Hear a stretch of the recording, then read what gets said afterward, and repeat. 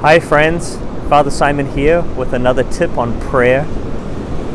Sometimes we think we need to be in a church to pray and have our Bible open, and certainly that scripture is a privilege, the privileged place to encounter God, but so is creation.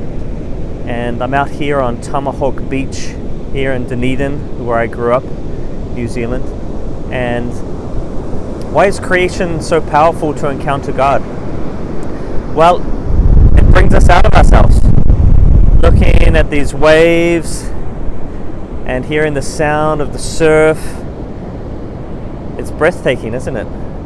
It is that ecstasy where we stop thinking about ourselves and being so self-centered, and we think about God, who created this for me, created this out of love, who continues to create this day so that I can enjoy it and praise Him and prepare for the day ahead. So as we begin 2021, I encourage myself to go outside a little more and to find in these moments also a privileged place to encounter God.